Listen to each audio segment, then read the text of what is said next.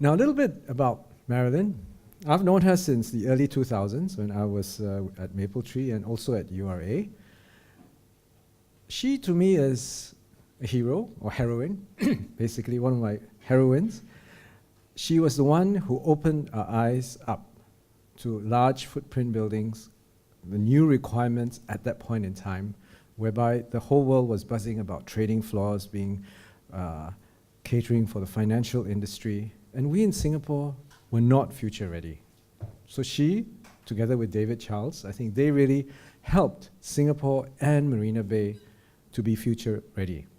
Without their help, we would not have captured that moment in time where financial institutions were looking for locations, and Singapore was, in the end, competitive because of the plan that they drew up for us and they advised us on. Of course, we worked closely with them, we modified the plan, but the genesis of many of the ideas came from Marilyn. She's also my heroine because during the time I was in Mapletree, we were affected by SARS. Singapore was affected by SARS. So some of you may not know it. And nobody wanted to come to Singapore. I think the hotels were at 0 occupancy. But I think my boss, then boss, who's now my current boss as well, Mr. Koo, he said, come, you'll probably enjoy the freshest air ever. And here were the two most senior partners of SOM. And they said, all right, we will come. And they came. They braved that period in time of Singapore's history to come and advise us on the plan.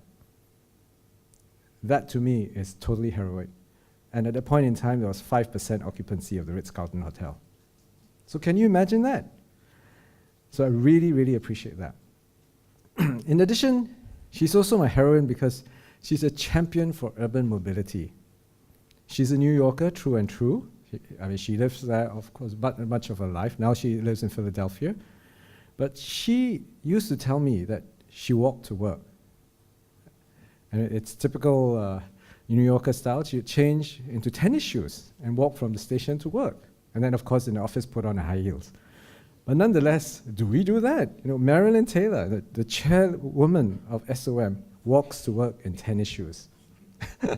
So she's such a champion of urban mobility. Well, as a person, you know, she's so bubbly, passionate, full of energy. She's really got a dare-to-do attitude, so it's really an inspiration. She's always got such a positive outlook and gung-ho. And recently, over the last few days, she got off the plane on Sunday and she said, no, I'm not going to sit still, I'm just going to do something. And that's after a long flight from the US. And we kept her busy. We brought her to the nether regions of Singapore. That's at Tuas West. How many of you have been to Tuas West? Not many, right? Well, there you go. That's another achievement in Marilyn's cap, another feather in her cap. So we brought her there, and she explored the area. And then the next day, she turned up she had dinner, and it was quite a late dinner. The next day, she turned up on Monday, gung-ho and ready for work at 9 a.m., and we made her walk about 6,500 steps. I know, because I counted on my Fitbit. I was hoping to make 20,000, but we only achieved 6,500.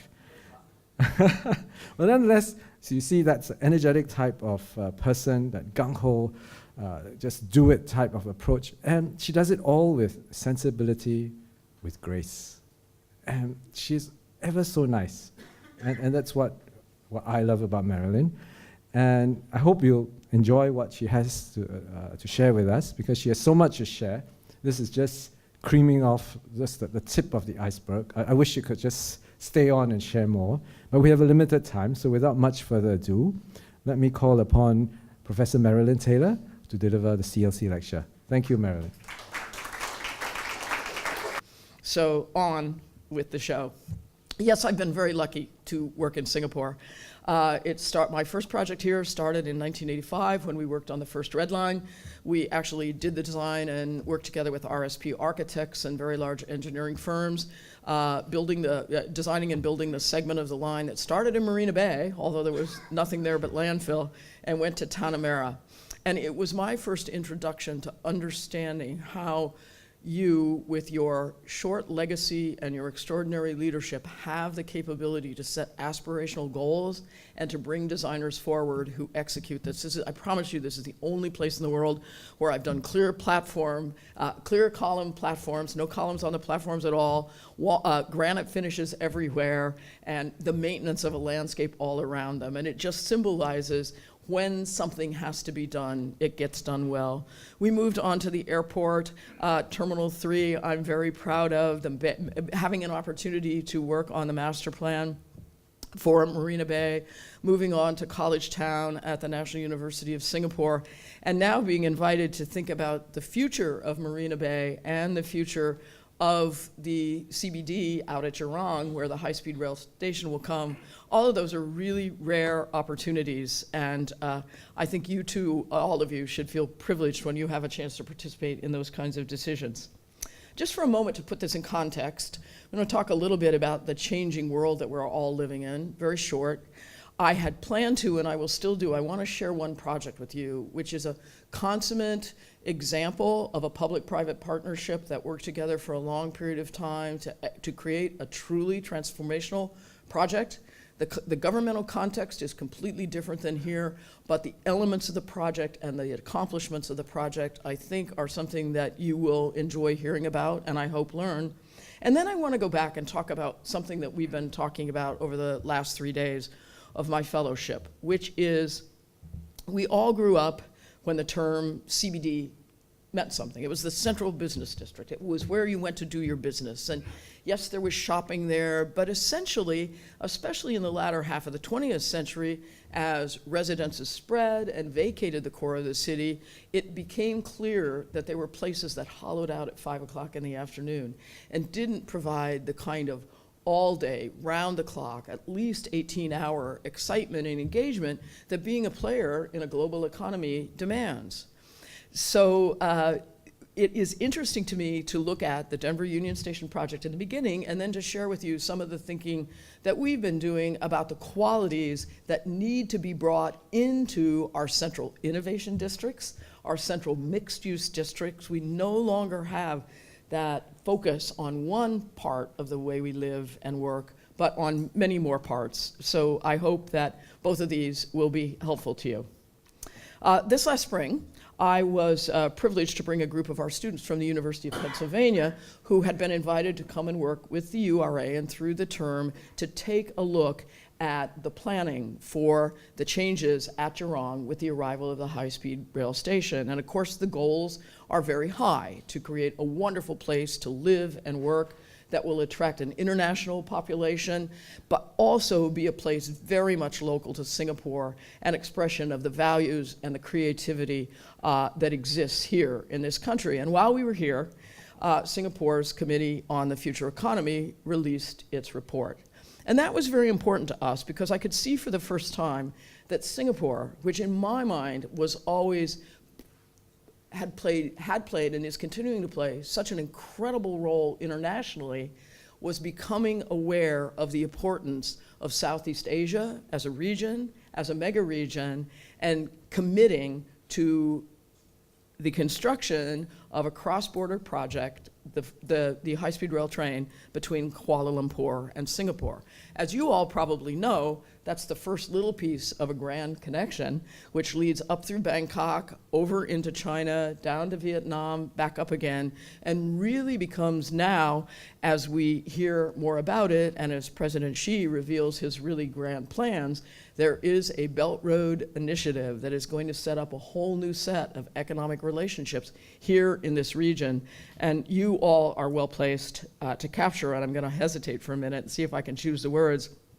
I'm personally regretful that we have a president who isn't stepping up to continue to play for the United States his full role, and the role that we've had for a long time, but I am here to represent, as a party of one, the 600 corporations and the 100 mayors who have all said we're moving ahead with the Paris Accord, we believe in exchange, and I can only hold out for you the fact that if we focus on mayors and cities and the Americans who do understand our roles and responsibilities and want to be a part of interacting with you so that we all grow together. I hope I can help you accomplish that. But if we come back to the local for the moment, the work that our students have been doing this spring has given me a chance to look at Singapore in quite a different way.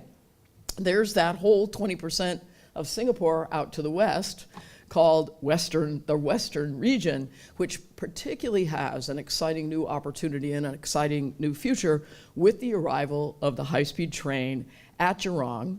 The station itself is like a pebble falling into a pond. It will have a cascading effect that will extend across many geographic scales, which in a way we've tried to represent here, because the spot in the former golf course will be the place it starts, but it will spread through the Jurong Lake District.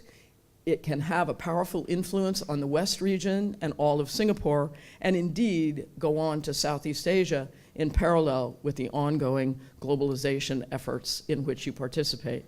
This means, from an infrastructural point of view, thank you for calling me a transportation planner designer as well, because I have long been fascinated by the role that transportation does play in bringing us together and by the way it opens doors to opportunities. And so we begin to see that there's a very different map of Singapore emerging. It's not just the downtown with the hinterland on the rest of the island, but about 20 years of planning and thinking about decentralization is now generating an opportunity for 2 major CBDs or mixed-use districts, so that high-speed rail supports the port and the airport, and all of the clusters of knowledge, education, and resource come together, creating new economic opportunities. Oops, did I do that wrong? There we go. I'm going to shift now to the story I want to tell you, which is a project that I worked on for about 15 years. The Citizens of Denver worked on it for at least 3 decades. Small interruption here just for a moment. I want to say I'm so happy to see such a mixed age group here today, and particularly for the younger ones of you who are just starting on your career and interning at CLC or working in the agencies. When I start to talk about this 25 years of my life, and it took so long to do it, where you are, it seems like a long time. But what happens is when you hunker down, get the right ambition, put together vision, and are willing to stick with it, you will have the amazing reward of seeing these things happen. So when someone says, start this project now, it may take a couple of decades, say great, and go for it. Not everything in this world, especially what we do, is about instant gratification, and you and your ability to advise local leaders, city leaders, wherever you choose to practice can, I assure you, make a huge difference. So, Denver Union Station case study. It is a story that begins with transportation and a regional transport idea.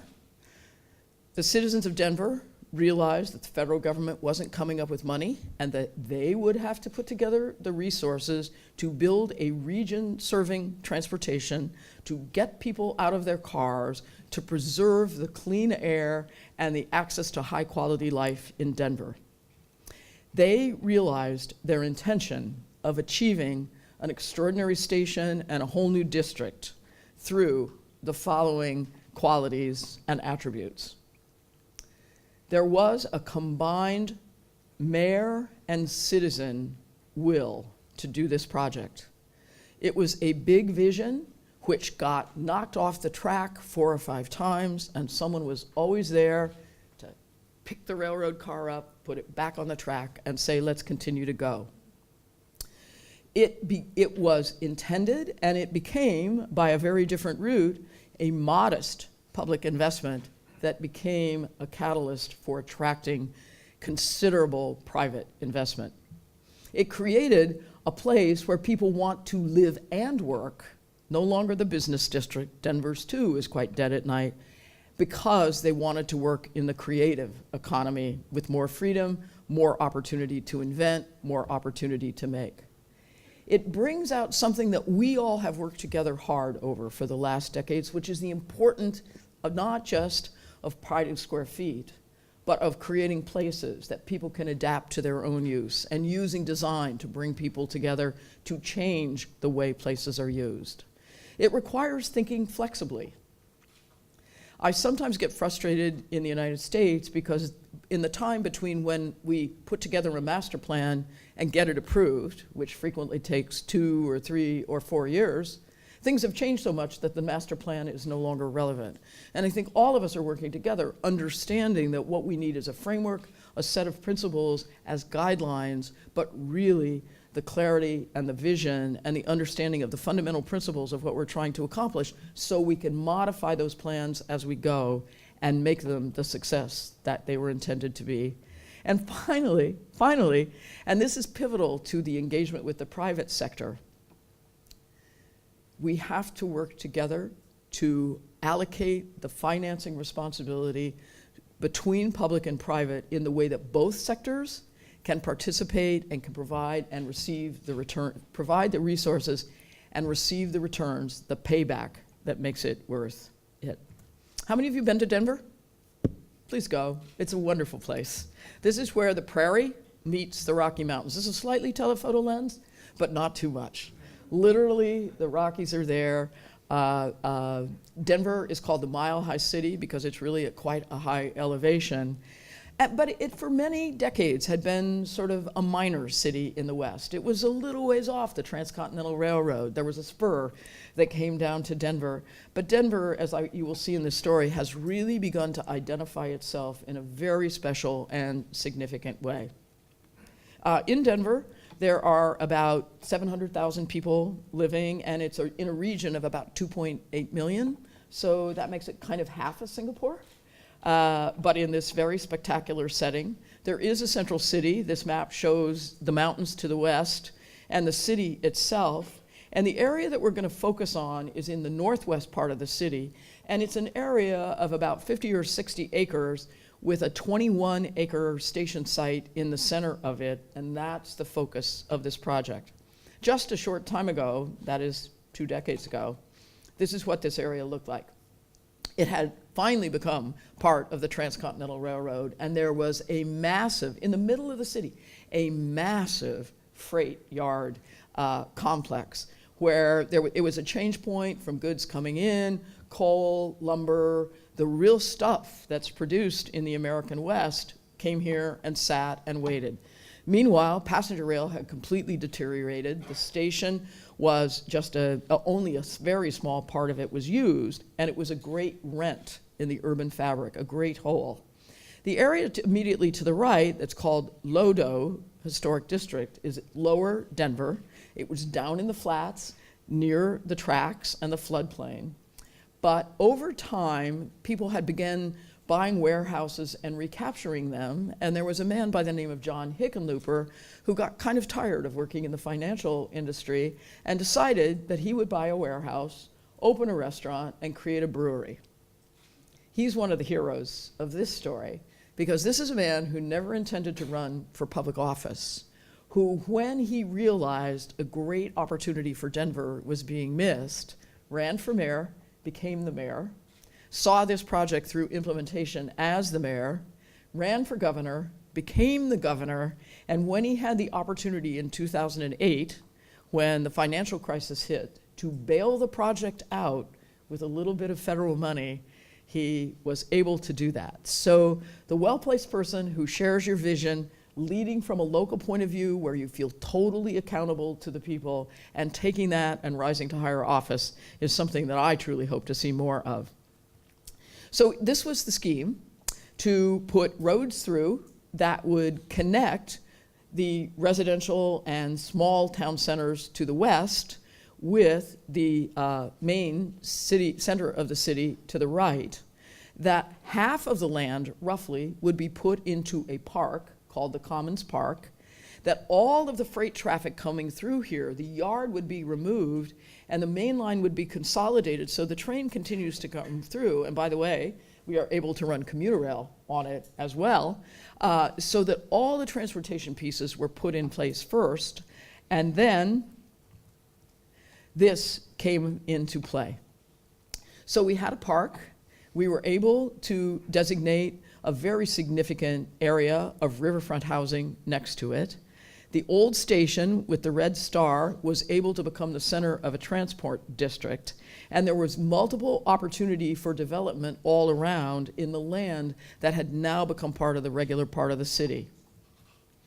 But it was a little more complicated than that, because it was necessary to put in place the public transportation, which generally, except for buses, didn't exist in Denver in a way that tied the entire region together. What do I mean by the region? The region of Denver is 23 separate municipalities. Each one has its own mayor.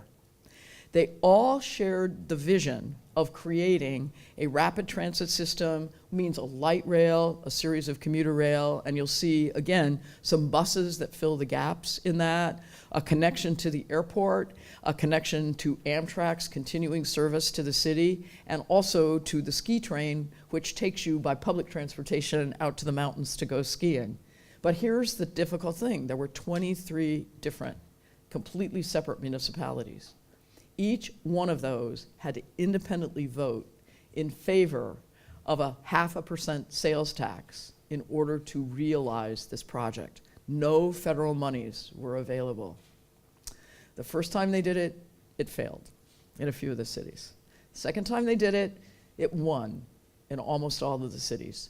Third time they did it, every single mayor was able to deliver through the story that was being told about becoming a much more sustainable, viable, and economic attractive reason. Everyone came together.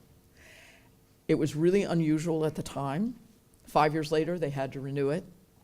5 years after that, they doubled it to not just, what did I say? It was 5 cents. It was a 0.5 cent on taxes that was put toward financing for this. It became a whole percent. And to this day, they're continuing to renew their financial commitment. It's an amazing thing in the United States for 23 communities to come together. But in addition, we needed to knit the downtown together.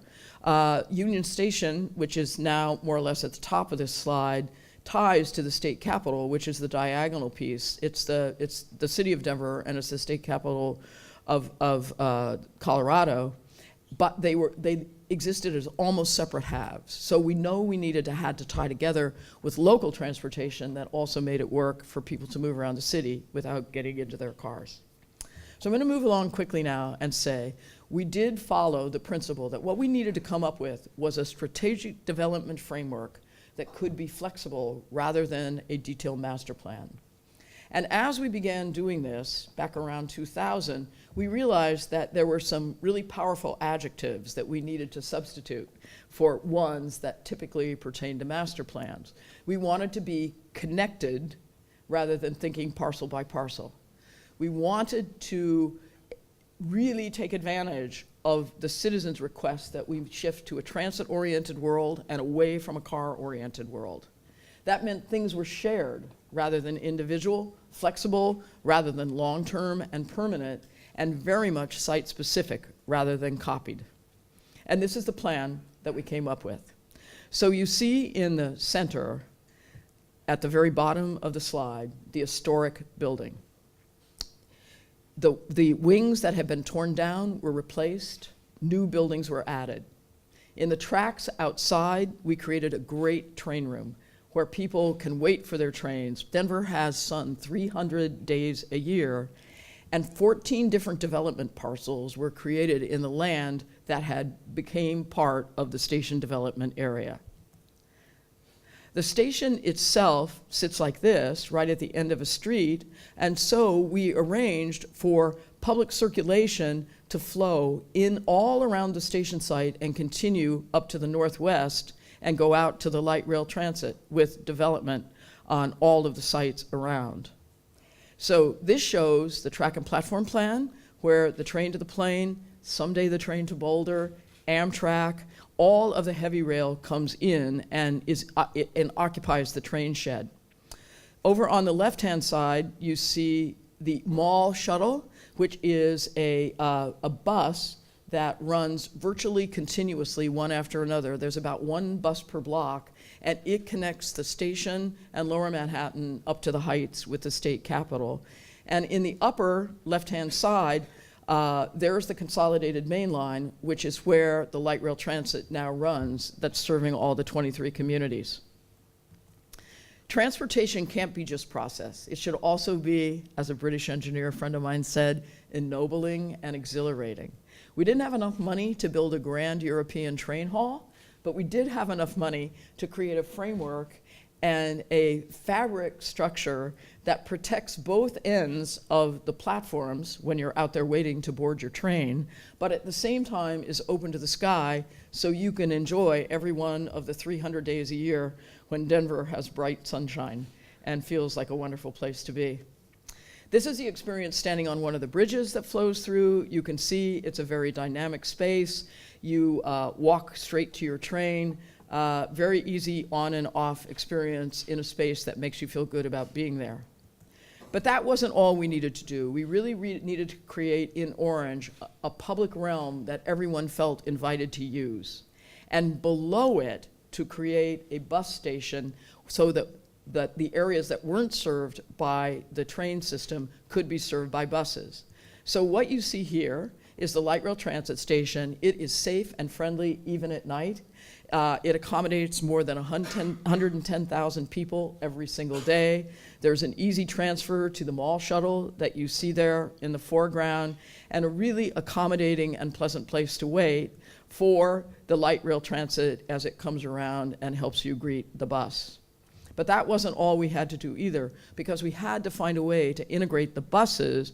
We didn't want large number of buses. We didn't want a bus concourse up in the public realm, which was primarily dedicated to pedestrians. So we created the kind of pavilion you see here, and it takes you downstairs to a brightly lit with skylights places where all buses who are coming into the region have a place to wait and also have a place to easily enter the city when their bus arrives. So here are a couple of pictures of those. This runs underneath the street that connects the station out to the light rail transit and provides the same quality of information and the same quality of service that are afforded to rail passengers. Here you see one end of it, there you see the other end of it. And this is the walking street that sits on top of the bus terminal. So altogether, those transportation investments were just under $500 million. $488 million of public money was brought together. And already, at the time that the station opened, virtually every site was under construction, and we already had realized $1 billion of in-kind private investment, which has since then doubled again. So it's quite an extraordinary leveraging of private money to attract public money to attract private development. Here you see the kind of master plan work we did. We did massing studies. They were considered general envelopes. Each site had a specific image and plan associated with it, but we were free to let it change. And in a moment, I'm going to describe the organizational structure. But from the very beginning, from the day that we began the master plan for the station, the public agencies came together and selected a master developer from the private sector to work in parallel with them. It had its rocky moments when markets changed, when the private development wasn't able to proceed on exactly the schedule that we had imagined. But the strong interrelationship between the public sectors who had come together and the private sector meant that they shared the vision of getting the project done, and from beginning to end, we always found a way to overcome the challenges.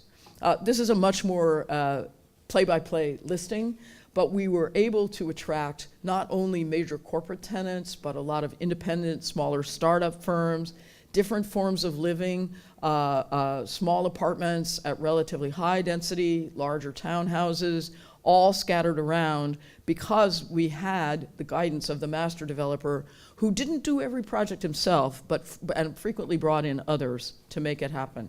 So the station opened in 2014, as of 2015, this is what was underway, on the way to a total of at least 4 million square feet in the immediate vicinity. And in those days, it was looking like this when you look down from above. But what's really important is this is how it looks. A dead part of town is now a major attraction 18 hours a day. There's wonderful public space in front of the train station, which serves both the neighborhood and the region. The train station itself has become a boutique hotel developed by a local investor. That's her name on the car. Her name is Dana Crawford, woman. And in fact, the old station waiting room is the hotel lobby.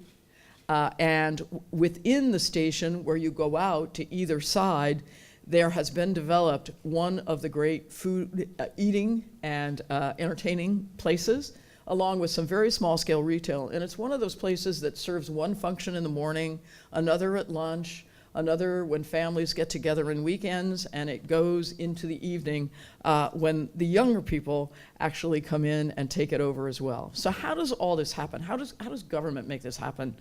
It's an elaborate structure. There were 5 different government entities that needed to participate to make this project happen. The Regional Transit District, the RTD, Colorado DOT, the Regional Council of Governments, which is called DRCOG, the Center City District, and the Downtown Development District all came together. In the beginning, each of them sent their representatives to the room, and we had interminable meetings, and they began to realize that they needed to coalesce in a single organization. So they formed what's shown here as the Denver Union Station Project Authority. And that hired under a design-build contract, a builder, an engineering firm, that delightful group down there, Skidmore, Owings & Merrill, and I have to say and give her credit, I insisted on bringing in Hargraves Landscape Architects. And so together, we found a way, and then there's a local urban designer who was an incredible eyes and ears on the street for us.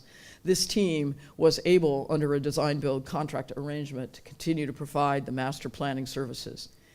Parallel to it, and selected and composed at the same time, was the Denver Union Station Neighborhood Development Company, and it consisted of 2 different development firms, Continuum and East West Partners, both local and familiar with the region, who came together and created the master development. They too had their own architects who oversaw the plan from their point of view, defended what they needed in terms of the private sector and the flexibility to make choices, while we, over here on the left-hand side of the page, had the responsibility of making sure that the reasons for the investment and the quality of the investment was going to live up to the expectation necessary to pay off the bonds, but more importantly, to meet the expectations that the people of Denver had for it. So the fact that there may be 2 tones of blue, but we were all sort of in one box, committed to work together to get it done. I'm not going to go into detail on this, but originally we expected to do the project entirely without public money, without federal money, and raise money through the bonding capacity and through retail sales. But it was 2007, 2008 when we went into, got to the point where we wanted to award the construction contracts, and it took longer for the worldwide recession, depression to arrive here, but at the moment it was devastating in the United States. With the near fall of the banks, the Lehman Brothers going under, other financial institutions in the United States really struggling to hold the markets together, we needed to find another way to work. And thank goodness President Obama passed the American Recovery Act. John Hickenlooper, by now governor of the state of Colorado, said, all right, you guys are a design-build contract. You don't have your documents ready to go, but if I give you 90 days while we raise this money, can you get to the point where we can get a guaranteed maximum price? And again, that's the benefit of our all working together. So we produced the document, got the guaranteed maximum price, and we're actually able to attract approximately the $187 million, and then able to fund the rest with the local bond funding. It was tough putting it all together. This next slide describes the market shift, how we came up with the loan structure for monies from the federal government, and then the additional loan. All the loan guarantees that had to be worked out, how the bonds would be repaid. what the projected, you've seen this slide before, what the projected development was going to be. Thank goodness it came more quickly, and just this last spring, these were the headlines in the Denver papers. Tax money beats projections by a lot.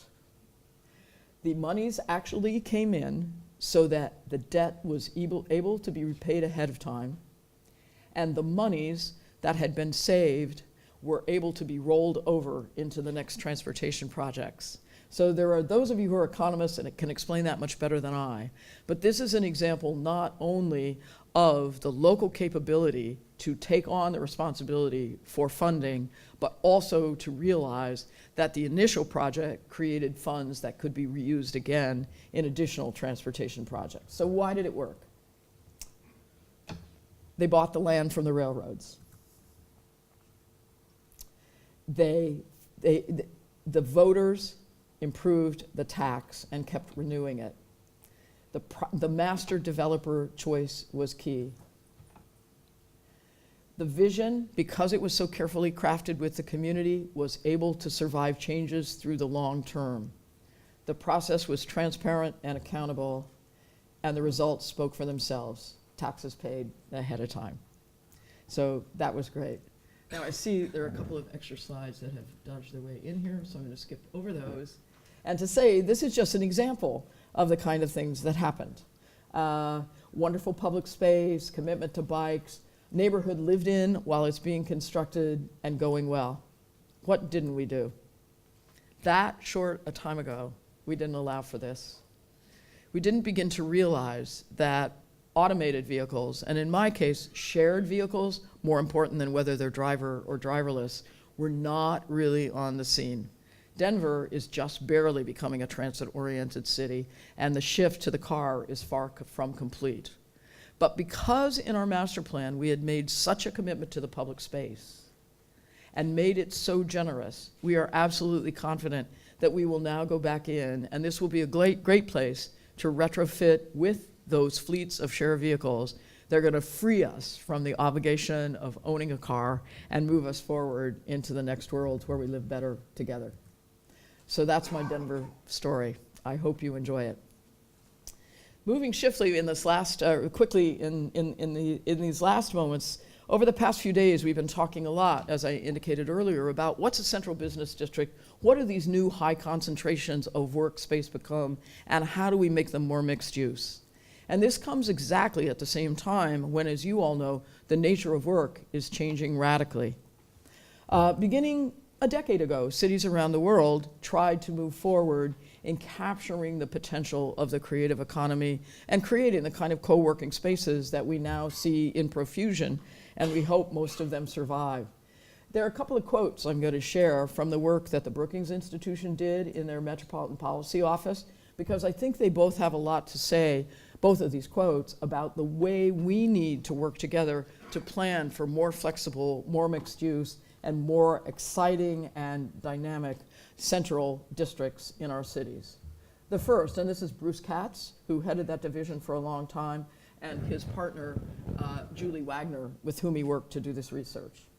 So what's an innovation district? Well, it's a geographic area where institutions and companies come together and take advantage of being physically compact, transit accessible, and technically wired in a mix of uses.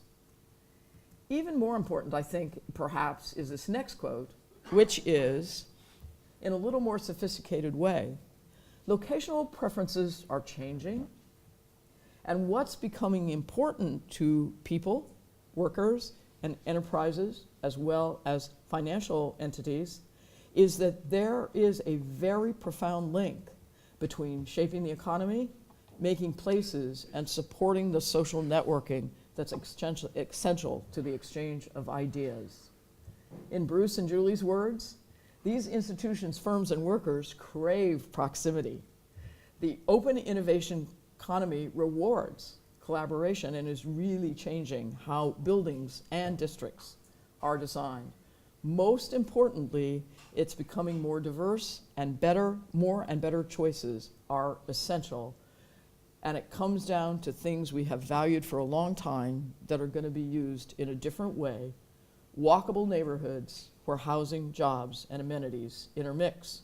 So just a quick tour around the world. One of the cities that started this long ago was Barcelona. They had a city architect, they had a city scheme. They are one of the few cities to have success with the Olympics, and they began moving east to take care of the everyday part of the city and created a very successful innovation district quite early on. San Diego did almost the same thing. Move into an old warehouse neighborhood and use it as the enclosure for the startups who then become the place for the economy to grow and for startup companies to become much more specific. Boston, as a city, looked around at MIT and Tufts and Harvard and saw them reaping all the benefits of patents and the innovation economy and said, wait a minute, it's not just you guys in the universities. We're going to do it ourselves in our old port area, Fort Point Channel. Miami, high-speed rail is coming to Miami, and they have planned a very large high-density district. One of the interesting things is these innovation districts started with the thought that it had to be cheap, probably reusable space primarily, and now we discover that even tech companies can work in density in tall buildings as long as those buildings fit their needs in other respects. My own city now, Philadelphia, has a wonderful collaborative process going on between the universities and Comcast, our big cable company that's become an entertainment company that's become a control your life company. And they, together with all of us, have made a major plan around the train station in Philadelphia where Drexel, Penn, and the private sector will be coming together, creating a very special kind of place for ongoing research and partnerships with high-power universities and the local companies. Sunnyside Yards in Queens, it's a rail yard. It's like Denver. But with a deck over it, it can be another one of the locations for innovation. Also, existing areas, you have the very large industrial areas in some portions, and including in Western Singapore, Chicago is taking a look at its industrial corridor. In the foreground here is a place called Goose Island, and they are saying we need to intersperse directly with the industry is safe, that's safe to be a neighbor to, and introduce housing both for workers but for people who want to live here. And this is the work of one of our faculty members showing what that mixed use area would potentially, that's the existing condition, and this is what it would be like. Best of all, and I highly recommend you go there, is Seattle. What's changed Seattle? Microsoft and Amazon are both located there. Microsoft has chosen a suburban future. They have a big campus, everybody drives. Amazon made a choice to move into an old industrial area in Seattle called South Lake Union. It's a place with amenity. It's right at the water. You can see Seattle's iconic Space Needle there, but they planned for it very carefully. They didn't let it just happen. On the left-hand side, there's a plan that deals with where the retail is, where the smaller scale infill projects can go, and really sets the stage for the framework within which this would happen. On the right is even more important. They knew that they needed to have a range of small scale and large scale development sites, but even more, what's so part of Seattle in being there is views to the mountains and the surroundings. So the drawing on the right, probably too small for you to read, nonetheless is a set of rules about setbacks. So that as buildings go taller, they have to set back, and there's light and air coming in between. So for the first 10 years or so, these are the kind of buildings that came there. Warehouse-like, new office buildings that jumped the scale from 1 and 2 stories up to 5 and 6 stories. It was so successful that Amazon took 4 million square feet of space here, but they needed more. So they moved forward with a plan to add this into South Lake Union. The first building that you see, the one that has kind of a reddish orangish glow, is the first of 3 major high-rise buildings that will constitute the Amazon headquarters.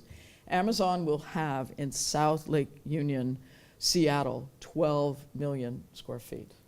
Think about it. It's a huge transformation of a neighborhood.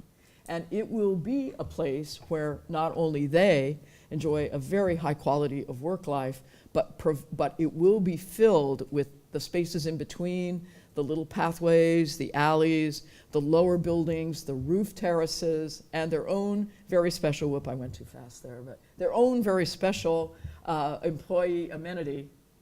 See if I can go backwards here, which is a giant terrarium almost. It is all the ecologies, all the flora and fauna of the Pacific Northwest, and it's a place for Amazon workers to go and relax. So far, they're saying they're not going to let the public in. We'll see what happens.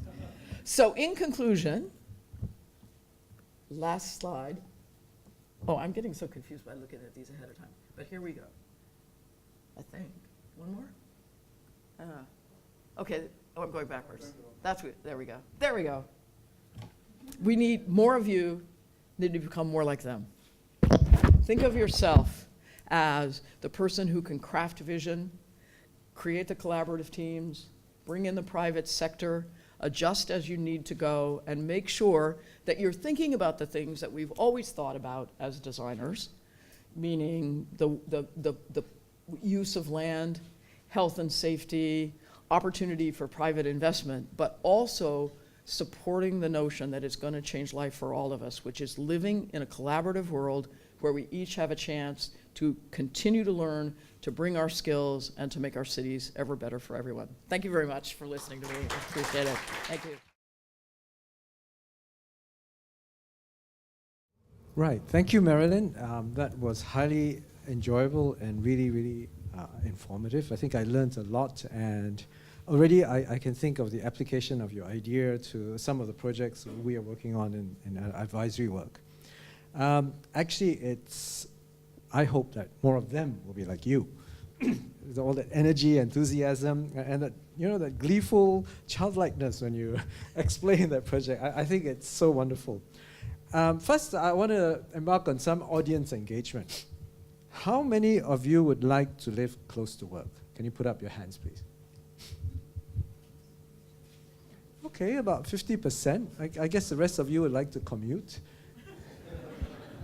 On what kind of transportation? Yeah, but on what kind of transportation? And the second question is, how long are you prepared to commute by MRT or by bus?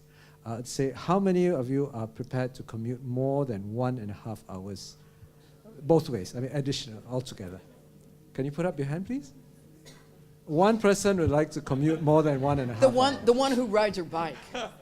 Well, what about the rest of you? You don't want a more than 1.5 hour commute, yet you don't want to live close to work? Where do you want to live? Okay, so how many of you would like to live close to food and beverage, gyms, coffee places, and shops? Can you put up your hands, please? Okay, this is slightly more, about 65%. I guess the rest of you like to live in isolation. How many of you would like to start your own business? Put up your hands, please. Very few of us. Oh my gosh. And I think that's scary. That's scary. Because a country like China is asking the millions or hundreds of millions of young to consider starting their own business. They are creating neighborhoods, innovation parks, innovation districts. That's the next generation, the creative economy, the thinking economy. I tell my children, I don't think you're ever going to get a permanent job when you grow up. I think you're going to be freelancers. I think you're going to just have to change your workplace a lot unless you start your own business. But yet, from what I see in this room, very few of us are prepared to take that jump. So the issue We'll ask the question again in a few moments to see if you've changed your mind. So the issue here, and it's something that has become a mantra in what I think the case studies that Marilyn has mentioned, and in many other cities that we've seen at CLC, the issue of walkable neighborhoods, the issue of having the option of living where you work, or making and creating, living all together in one place, innovating, and building communities of like-minded people. Communities with a sense of place and urban identity. So, do we have that? Do we have that in Singapore? Can I ask your opinion as well? Audience interaction. Do you think we have that in Singapore? Put up your hands, anyone who says yes. 2, 3 people say, yes, we have that. Okay, good. You're positive. Looks like the rest are not so positive. Actually, I did temporarily. Okay. I've been staying at the Scarlet, and I have a 1-minute commute. It's so great. So there you go. 1 minute commute. Actually, it was 2 minutes last night, but 1 minute this morning. She's got grown more faster. energetic. So I guess that's the key issue at hand, Marilyn. And a lot of the photos or the case studies I see that you've illustrated also show to me that these new districts are actually very close to the city. They're not outside the city. Yet in Singapore, we're planning innovation districts outside the city, creative districts outside the city. So why is that so, Marilyn? I think it's a difference in thinking. And I guess, is it because of mayors wanting to increase their tax base, or is it because of the lack of a regional plan? Why is it that reaction in the case studies that you've shown have always brought these districts closer to the city, making it walkable and re-enhancing and reinvigorating the downtown? So I think, at least from my understanding of this phenomenon, the first impulse when these places of research were being created and needed to go beyond the university to have additional space was to say, let's go out into the country. Let's go out to Basking Ridge and Parsippany in New Jersey. Let's go out to Montgomery County outside of Philadelphia. And let's build a splendid place where we can come to work and work uninterrupted all day long by any of those external influences that keep us away from our task at hand for the day. And when the day is over, then we'll drive home and come back. Well, that didn't work very well, because that meant that people were driving long distances, traveling a lot, and more they came to the self-realization that they were working in these research communities that really had no relationship to the community beyond them. So fast forward, and what starts happening, and actually Bruce Katz and Julie Wagner have a wonderful book called The Metropolitan Revolution, in which one of the most pivotal chapters, and this was written about 10 years ago now, was the emergence of the science park coming into the city. Why? You want to see your friends. You don't want to be isolated only with the people you work with. You want to have a chance to connect to others during the course of the day and in the evening. You might want to live without a car. Maybe you want to live in the city, and why would reverse commute be the thing you want to do? So one case in point that I think might bring this home, one of the suburban science parks had garnered leases from a number of the major biomed companies. And those leases were all coming up for rent, or for renewal at about the same time, just when Philadelphia was taking its Navy Yard, which is at the south end of the center city, and putting it out on the market. And the HR people in these companies said to the CEOs, who were probably pretty comfortable, ready to renew the lease out in the suburban, if not ex-urban park, maybe we should ask the employees what would make them happy, where would they like to be? And overwhelmingly, the majority of people said, oh, if we could be at the Brooklyn Navy Yard, which was the headquarters for Urban Outfitters, is the headquarters for Urban Outfitters, connected by public transportation, a stone's throw from the airport, only maybe 10 minutes from all the wonderful restaurants down in South Philly. And overwhelmingly, the indication was, we want to be there. So the next question was, well, but if we're there, it's going to cost more per square foot, so would you be happy to have fewer square feet in which you personally are working? You're going to be in closer proximity, not just when you're out and about in the city, but in the office. Would that be okay with you? Oh, would that be okay with me? I'd like it if I were working more closely. So what the story I'm trying to tell here is, I think that one of the reasons that we see the reconnection back into the city for things that we thought would benefit from splendid isolation is that the people themselves who have these jobs see themselves better situated, better resourced, and better able to do their work in less space, in an interactive place where they can reach out easily to collaborators and peers. Well, Marilyn, the counterpoint to that usually is it's all great to have businesses move back to the city, the science center, techies and the geeks coming back and reinvigorating the economy.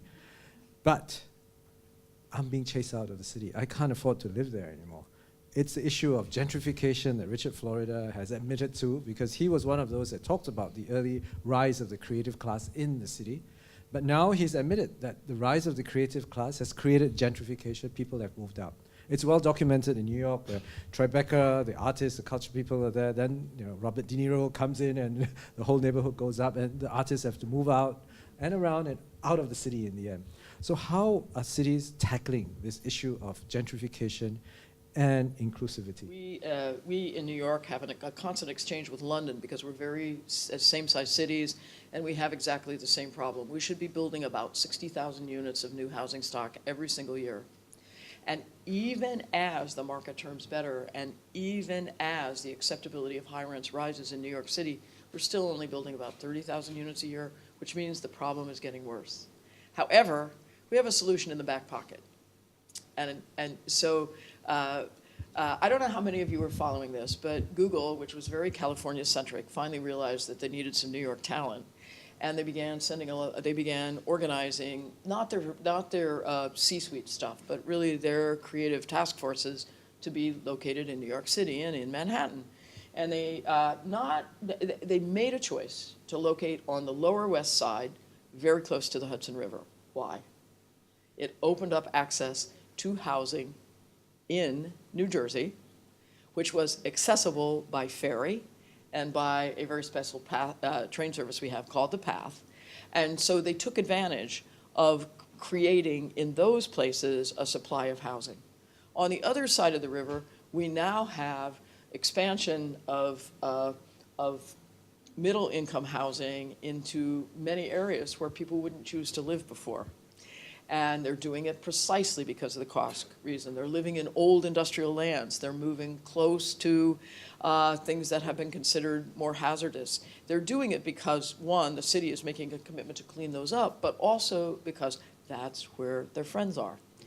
And I do think that those of us who are used to our more bedrooms than we have children living are going to be absolutely surprised and shocked at the housing stock that's preferred as we move forward.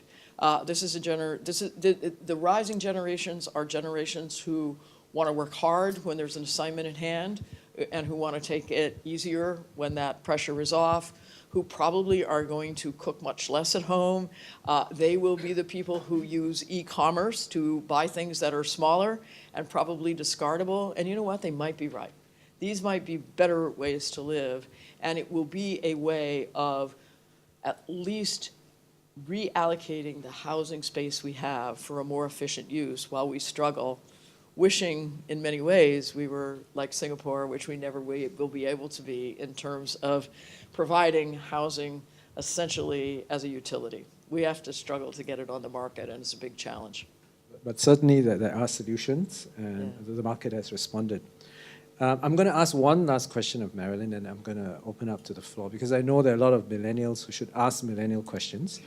Now, you've always been helpful and constructive in your comments for Singapore, and we thank you for that over the years. But let's hypothetically say that you are the chief planner of Singapore. What are going to be your 3 key planning or urban design issues that we should place a priority on?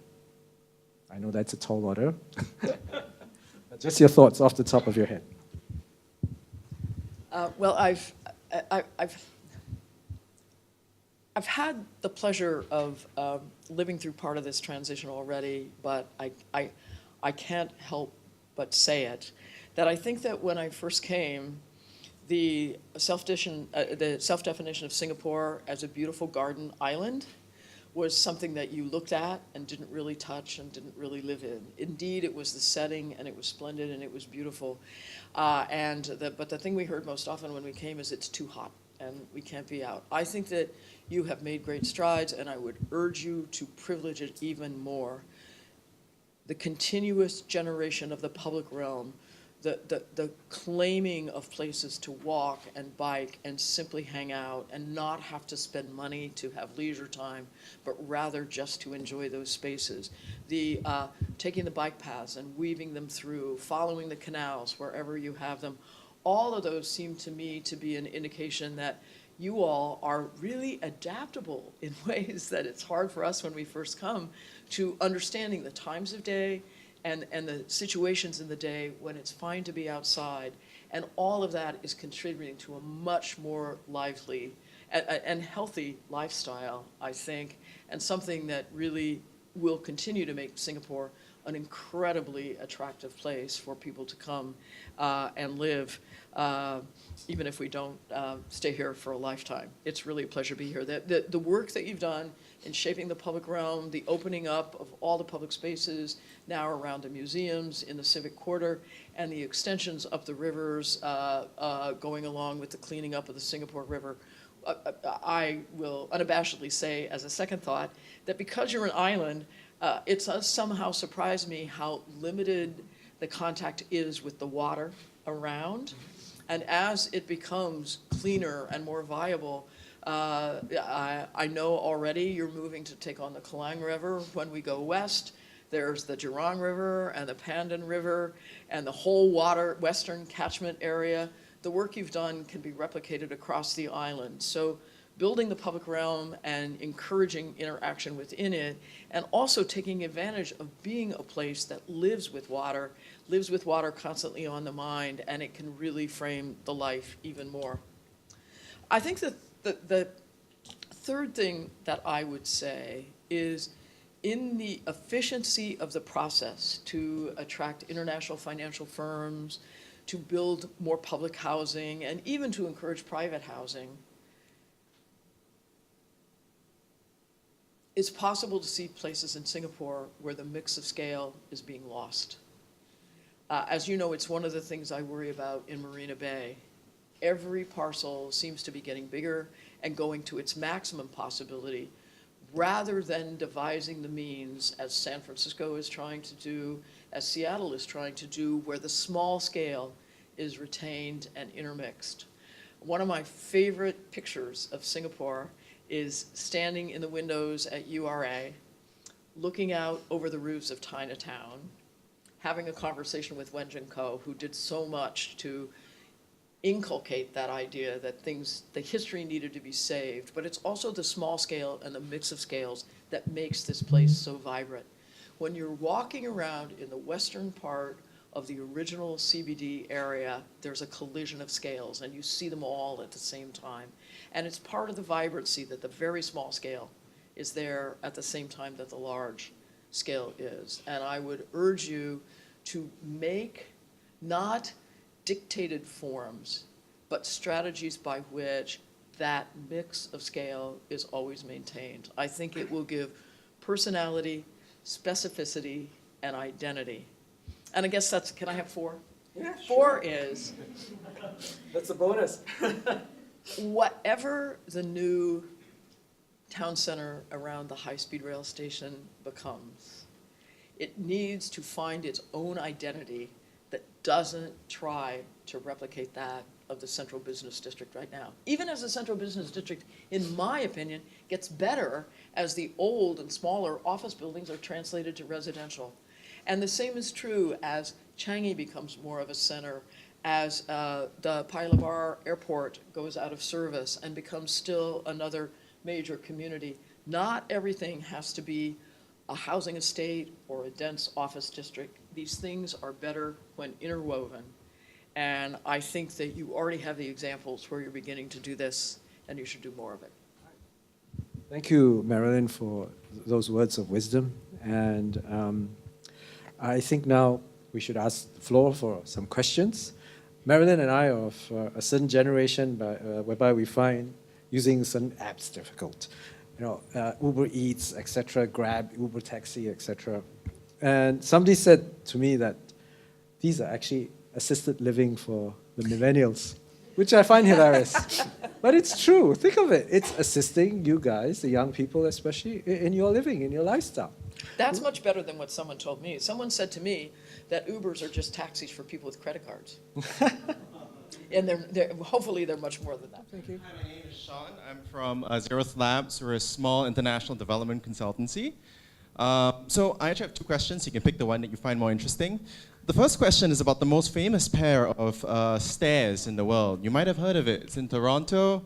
The city, there was a bunch of stairs. There was a small hill leading down to a park. You're familiar with it, but just for the rest of everyone, there's a small hill going down to a park. A guy asked his city in Toronto to build a set of stairs because there were old people that were stumbling down this park. So he was really worried about his city. The city said that it would cost $160,000 to build like a set of stairs, maybe like 5 meters tall. And he was like, "No, we can't do that." So on his own, he hired a homeless guy, and in 6 weeks, he built a pair of stairs for, I think, $1,000 or $600. And it made it into the news because the city found out, and they cordoned it off, and they said, "We got to tear this thing down." So so you know that story. I was wondering whether there are any lessons there to be learned from the people in this room. That's the first question. The second question is about Singapore. So you've seen Singapore, and you've got a unique perspective as an outsider who's also something of an insider. Is there anything that's made Singapore so exceptional at doing what it's doing historically that is a potential weakness in the changing context that we're in now? So my similar story to the stair, I think illustrates a principle that it may be getting at.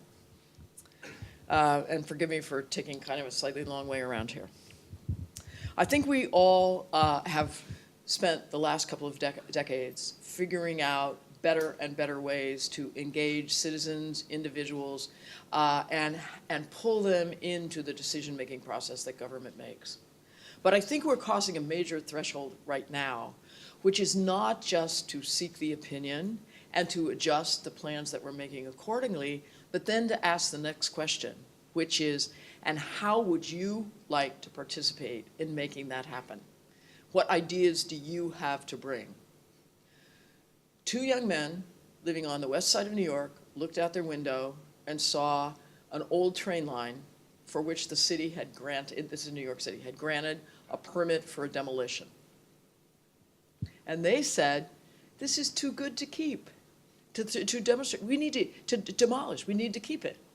And so somewhere in that process, I got the job of going to the railroads and discussing with them how we could give them, we've found another way to compensate them if they would just release their ownership of the railroad. It was a whole lot of fun. But the fact is, an idea came from two young men who engaged a bunch of people. They were fortunate enough to attract the attention of Barry Diller and Diana van Furstenberg and a few other people of that set who began to say, hey, we want to help make this project happen. So this extraordinary transformation of the west side of New York started with an idea. Yes, the city put in, all told, about $160 million to brace the structure, take it down to the structure, replace it, put it back together again so that the park could be constructed. But when it was time for the next set of improvements, the group of private investors said, we've gained so much out of this, we're going to contribute the next funds to do the next phase. So I think that it's important for government to look to the people around, not just to say, is this okay, or do you have a better idea, but how would you like to engage with us to make these things happen? One of the things that we've learned as we pay more attention to extreme weather and storms and events that really challenge our occupancies of certain kinds of spaces is that the most resilient communities are the ones not with the most financial resources, but the ones who have the closest social networks and who can come together and make things happen. And I think we make a mistake, those of us who find ourselves in decision-making roles, when we don't allow and account for that enough.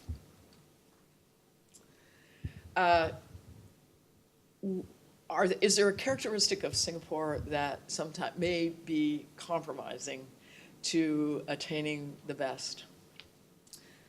I think the thing that I have personally enjoyed and personally admired most in conversations in Singapore. And I contrast it, for instance, to Texas or Paris, where every citizen is very self-sure that they're doing exactly the right thing, and probably most leaders are too. You all benefit from a leadership, and it really is a set of individuals. It's not some obscure bureaucracy that engages in more constructive self-criticism than any other set of public officials I have ever seen. How could we have done it better? What have we missed? What haven't we done? And I think that this calls for kind of a new contract between community and government, for you to recognize that this self-criticality does exist, and to a certain point, it's really good. At the same time, as we venture into new forms of placemaking and living that the new economy is going to be creating for us, as we all struggle to figure out what jobs are we going to have when so many things will be taken care of through the new inventions that we make, and we're constantly doing that, we need to engage in a more trusting relationship. And I don't mean, trust me, it'll be fine. That we together are going to do experiments in which the public sector puts its money forward, the real estate industry puts its money forward, but every bit as much, every one of us in this room is also an investor in the future. We may be investing our idea, we may be investing sweat equity, we may be investing our children's college funds in the hope that we're going to get it back and not lose it. I mean, all of those, we're every bit an investor too. And so we need to work together to be brave enough to take on experiments, recognizing that some of them may fail, but that we will learn even from failures. And more importantly, by doing pilots, by doing tests, by testing new ideas, we'll be able to adjust our expectation, make corrections, and move forward to find new and different and better ways of living and working together. So I think that we need to share a commitment to the same kind of experimentation that's going on in the creative economy as we think about how we jointly create the places that we live and work in together. Well, certainly, again, words of wisdom. It's Aaron. called DIY, do it yourself. Oh, yeah, hello, I'm John. Wonderful conversation. I wish to ask you a question which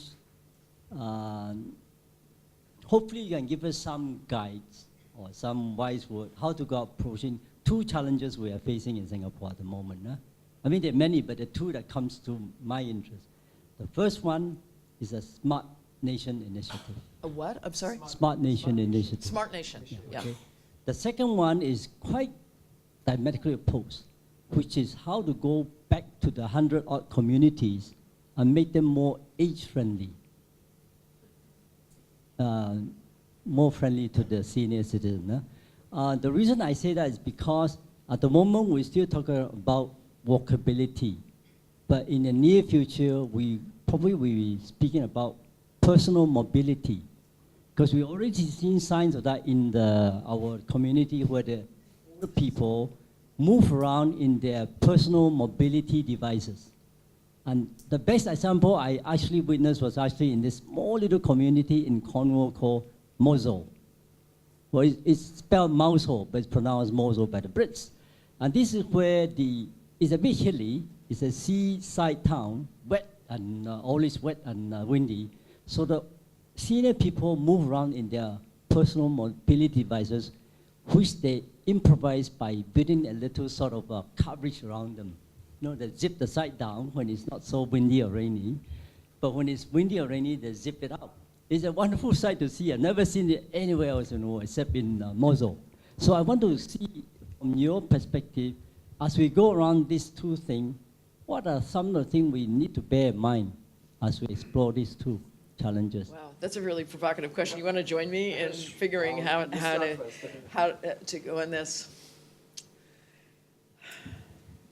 I think the overarching thing I want to say, and then we can maybe get into the specifics a little bit more, is the corollary for do-it-yourself also translates into how we get around, how we move, how we spend our time. And I do think that the combinations of individual forms of mobility along with the heavy channels of movement that we're used to give us really perfect answers. We're not, and sometimes I get very frustrated because my friends come up to me and say, all those big railroad projects you've been working on all your life, guess we don't really need those anymore because we're all going to have our we're going to have our driverless car, and we're going to be able to do whatever we want to do while that's going on. And I'm going like, no, you really aren't understanding. We need those big corridors of mass movement more than we ever did. And no matter how hard we try, we can't each be in a private vehicle and jam ourselves into the capacity that we have. But and I never liked this term, but I think that shared vehicles gives us an opportunity to address it, which is the whole question of the last mile. So I live in New York and Philadelphia. It's easy for me. Unless it's a blizzard, I just walk the last mile. And so it's not the big challenge for me. But that's exactly where the places we have that are lower density, that are more idiosyncratically organized, there's a new system that's going to come into existence. And it's going to be that you get off your commuter train and you have prearranged, maybe because you do it every single day, to meet 3 of your friends, and there is your car, and it takes you home. Or if you've rearranged, you get to go somewhere else. I think the combination of the part of our trip that we share, and we know we're going to share, with an incredible freedom of choice, when you get off that system and onto the other one, is going to persuade people that understanding, specifically in the relatively dense cities we live in, that all of it has to function as a system. And if I'm going to make a pitch right now, I think it's important for city planning leaders to understand that these structures of shared vehicles are going to be absolutely another system that needs to be thought of as a utility and available for everyone to use. Mayor Bill Peduto of Pittsburgh is conducting in his city prototypical tests right now with Ford Transportation. I think Google isn't there, Uber's there, and Zipcar is there. And he's running simultaneously with all of them different test studies to figure out. But we will be giving up aspects of our public realm for a system that's going to be designed to make money. And we need to be sure that it is working for us and that we have the means of doing the deal that lets people use our public streets to extend this, not just to those of us who have the credit cards or are young enough to participate, rather to everyone. So I sort of took your question and I turned it around, but I think that sometimes we forget that this is another system that's going to be added, and it needs to be universally acceptable, or as Mayor Peduto of Pittsburgh says, if it's not for all of us, it's not for us. And I love that statement. If it's not for all of us, it's not for us. And I think that's the great thing about the phone, because I have some relatives who are in the 80s, but due to the smartphone, they're able to do that last mile connectivity, just Uber or Grab. Yeah. So it's a changing world, and I think you're right. We have to think about it. We have to recognize that. Well, I think, and just to tie it back between planning and what cities have achieved to leadership. I think we know a lot about Chicago, Mayor Rahm Emanuel, Paris, Mayor Anne Hidalgo, NYC, Mayor Bloomberg, Philadelphia, you just mentioned. Now, these are the rock stars of the mayoral world. They are truly rock stars who have that vision and the drive to implement, and they did it. Now, how, of course, you are a mayor of the world as well, from all that you say, but how important is it to have that leadership? What if a city does not have that leadership? Can the people take over? What are there cities that have succeeded in the absence of a strong mayor? Or does it must go hand in hand? Strong leadership, good urban planning, etc. I'm trying to think of a place that doesn't have a mayor, so, or an equivalent. I do think that in places like India, where the person who's called the mayor is really an appointee, in general, is really an appointee of federal government, I think the essential quality of being a mayor, whether you're called the chief executive, whatever you're called, it's this position of leadership where a constellation of people around, generally a single person, are compelled not just to set the vision, but to do the really hard thing, which is to prioritize them as well. It's very difficult for a city to make progress without that collective. Can other people replace it? It's really hard, isn't it? There have been points in time when corporations, manufacturing companies created their own towns, and it didn't really work because there wasn't freedom. I think that I guess that what I would like to see is more and more people like John Hickenlooper, a businessman running a brewery, deciding that he had the skill to have the vision and the priority and the courage to take decisions for his city, even though he wasn't an experienced politician.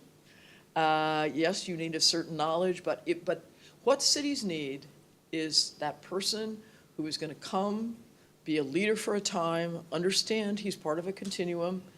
Once he leaves office, he or she won't get very much credit, but they will have fulfilled an absolutely essential function.